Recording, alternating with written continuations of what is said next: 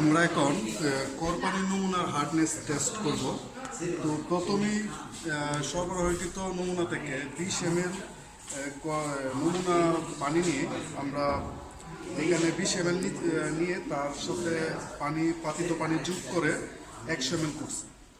এখন এই 100 ml থেকে আমরা 20 ml পানি পিপেটের সাহায্যে পরিমাপ করে নিব।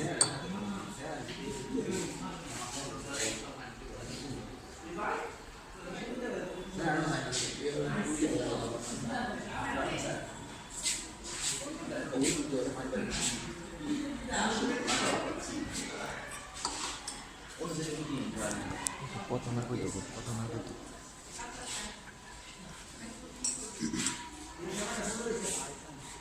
আইসেন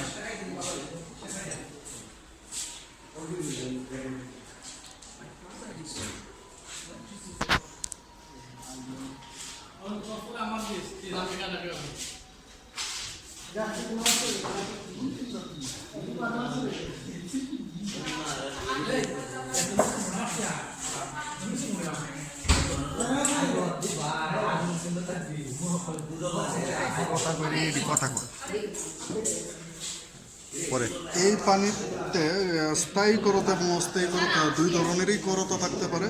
তো আমরা অস্থায়ী করতাকে স্থায়ী করতায় রূপান্তর করার জন্য এতে লঘু HCl দিব। লঘু HCl দিয়ে আমরা এটাকে অস্থায়ী করতাকে স্থায়ী করতায় রূপান্তরিত করব। কত ফুটা?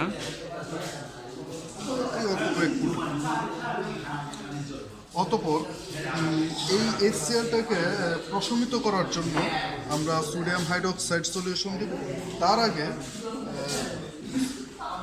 প্রশমন বিন্দু বা প্রশমিত হয়েছে কিনা তা নির্ণয় করার জন্য তাতে আমরা একটা লিটমাস পেপার দিয়ে দিব, লাল লিটমাস পেপার, যা এই অ্যাসিডীয় দ্রবণে লাল থাকবে। প্রশমন বিন্দু নির্ণয়ের জন্য আমরা এই লাল লিটমাস ব্যবহার করতেছি। তো এখন আমরা এই সোডিয়াম হাইড্রোক্সাইড দিচ্ছি।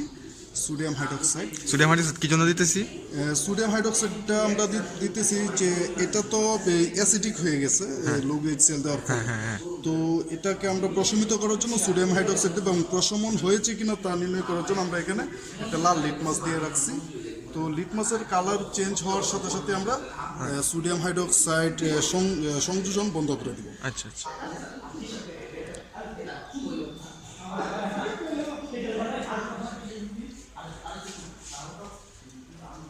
আরও লাগবে।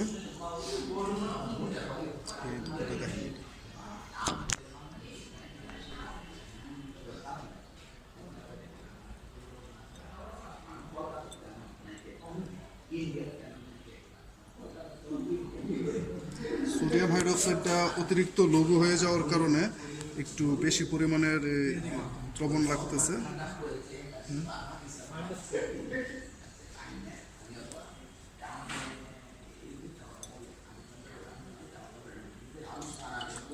কালার আস্তে আস্তে মানে নীলের দিকে যাচ্ছে।